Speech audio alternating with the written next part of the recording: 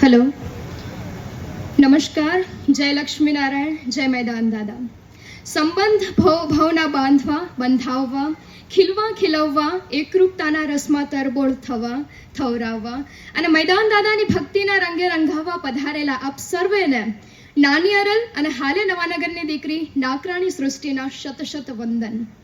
આજે જ્યારે સંત શૂરા અને સતીઓની પાવન ધરણી પર આવું રૂડું નિયાણીઓનું સન્માન થતું હોય, આવું રૂડું સામિયાણું હોય, સમગ્ર ભારત વર્ષમાંથી મારો પરિવાર અહીંયા ઉપસ્થિત હોય, વિદેશમાંથી પણ પરિવાર અહીંયા હાજર છે, ત્યારે હું સૃષ્ટિ એ તમામ નિયાણીઓના અંતરની વાત કરવા આવી છું. નિયાણી શબ્દનો અર્થ શું થતો હશે? નિયાણી એટલે કે નિસરણી. નિસરણી અર્થાત સીડી. આલોકને પરલોકની સાથે જોડતી સીડી એટલે નિયાણી. અને જે ઘરમાં નિયાણી હશે ને, મારી વાતથી અવશ્ય સહમત થઈ શકશે કે એમનું સ્વર્ગ તો પૃથ્વી પર જ છે. કહેવાય છે ને કે જે ઘરમાં હરિવરનું ફળી, એને ફળીએ ગાયને ગૌરી મળી. અને ધન્ય છે મેદાન દાદા જેવા દાદાઓને કે જેમણે ગાય અને ગૌરીની રક્ષાને ખાતર પોતાના માથા તલવારે મૂકી દીધા અને નિયાણીઓને એ મોભાનું સ્થાન આપ્યું.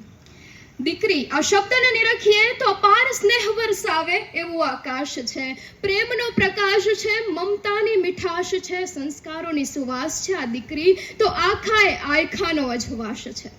કોઈ પણ પરિવારને દીકરી ક્યારે પ્રાપ્ત થાય? મોગરાની મહેક અને ગુલાબની ભવ્યતા કોઈ એક ઝાકળ બિંદુમાં એકઠી થાય ને, ત્યારે પરિવારને દીકરી પ્રાપ્ત થાય. ખરેખર તો આ પૃથ્વી પર કોઈ પણ જીવનું અવતરણ એ કોઈ સામાન્ય ઘટના નથી. અપાર સ્નેહ, પ્રેમ, કરુણા, મમતા અને દયાની પરિપક્વતા આવે ને, ત્યારે એક સ્ત્રીને માતાપદ અને ધૈર્ય, શૌર્ય, સાહસ, હિંમત અને મહેનતની પરિપક્વતા આવે ને, ત્યારે એક પુરુષને પિતાપદ સોંપે છે. અને પછી ભગવાન દીકરી ઘડે છે. દીકરો જ્યારે પૃથ્વી પર અવતરે છે ને, ત્યારે ભગવાન તેને કહે છે, જા તારા બાપને મદદ કરજે. અને દીકરી જ્યારે પૃથ્વી પર અવતરે છે ને, ત્યારે ભગવાન તેને કહે છે, જા તારા બાપને હું મદદ કરીશ. અને માટે જ કહેવાય છે ને કે દીકરીનો બાપ ક્યારેય દુબળો ન હોય. દીકરી તો સમય આવે પિયર છોડીને સાસરે ચાલી જાય છે, ત્યારે જતા જતા પોતાના 10 આંગળીઓના નિશાન એ દિવાલ પર મૂકીને જાય છે, પોતાનું બધું ભાઈને સમર્પિત કરીને જાય છે. પછી ભલે ને સરકાર કે પ્રશાસન પિતાની મિલકતનો સમાન અધિકાર દીકરીને કેમ ના આપતી હોય, પણ આજ સુધી આ પરિવારનો કે આ સમાજનો એક પણ દાખલો નથી કે જ્યાં પિતાની મિલકતમાંથી દીકરી અધિકાર માંગ્યો છે. આ છે નિયાણીઓનું સમર્પણ. હંમેશા દરેક પરિસ્થિતિમાં ઢળી જવું, ચાલશે, ફાવશે, ભાવશે, આ જેનો સ્વભાવ છે. એને આપો તોય રાજી અને ના આપો તોય રાજી, ક્યારેય માંગણી નહીં, માત્ર લાગણી.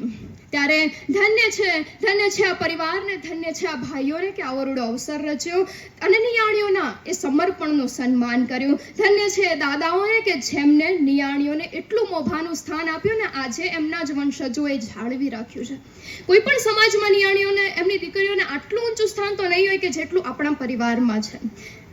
જી, આજે વધારે ન કહેતા, આજે જ્યારે મારું સમસ્ત પરિવાર અહીંયા ઉપસ્થિત છે, ત્યારે નિયાણીઓના લાખેણા આશીર્વાદની સાથે એક માંગણી છે, એક અરજ છે કે અમને નિયાણીઓને વધારે નહીં આપી શકો તો ચાલશે, પણ આ પરિવારનો કે આ કુટુંબનો કોઈ ભાઈ કે કોઈ કુટુંબ પાછળ ન રહી જાય એનું ધ્યાન રાખજો.